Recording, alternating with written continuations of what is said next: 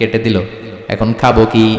আল্লাহ বলেন, গোলাম, যে আল্লাহ 10 মাস ধরে মায়ের পেটে খাওয়ালাম, ওই আল্লাহ এখনো আছি না নাই? একটা লাইন ছিল মায়ের নারের ভেতরে, খাবারের একটা লাইন। চিন্তা নাই, কষ্ট নাই, দুঃখ নাই।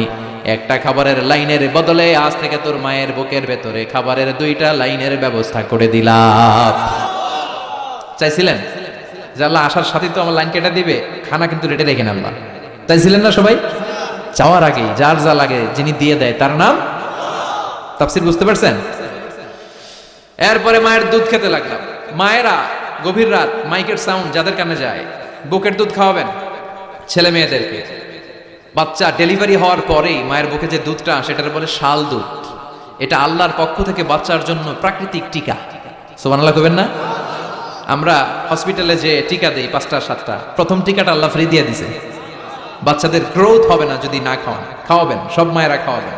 ওয়াল ওয়ালিদাতু ইউরদি'না আওলাদাহুন্না হাওলাইনি কামিলাইন, 2 বছর খাওয়াবেন।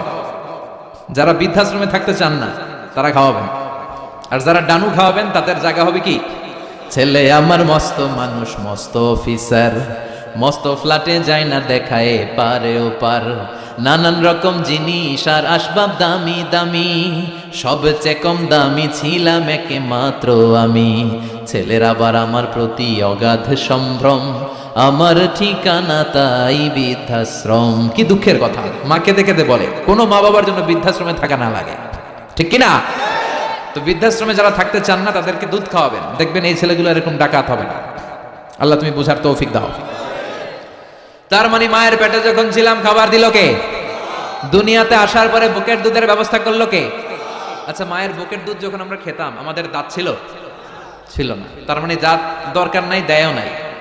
বয়স আমার 1 বছর 2 বছর যখন হইতে শুরু করলো, একটু বড় হয়েছে, এখন তো শুধু দুধে চলবে না, এখন মাছ খাইতে হবে, গোশ খাইতে হবে, কুরবানির হাড্ডি চাবাইতে হবে। কথা কন? তো এখন আমার দাঁতের দরকার আছে না নাই? দাঁত যখন দরকার ছিল না দেয় নাই, যখনই দরকার তখনই দিছে কে? আবেদন করছিলেন না অনলাইনে? কথা কন? অনলাইনে আবেদন করছিলাম তো আমরা, জাল্লা বয়স যখন ঠিক এই পর্যায়ে চলে যাবে দাঁত দিও তুমি, দাঁত চাইছিলেন? চাওয়ার আগে যিনি দেয় তার নাম। দেখেন বাংলাদেশে ভাল্লুক, উল্লুক, বাঘ যেগুলো আছে এগুলোর গায়ের পশমগুলো পাতলা।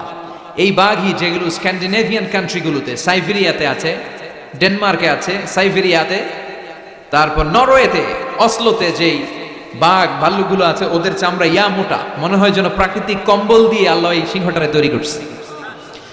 উট শুধু আরব দেশেই নাই, আরব দেশের উটের চামড়া বড় পাতলা, কিন্তু নরওয়ে, স্ক্যান্ডিনেভিয়ান ওই বরফের এলাকাতে উট হয়, ওই উটের গায়ের মধ্যে ইয়া লম্বা লম্বা পশম।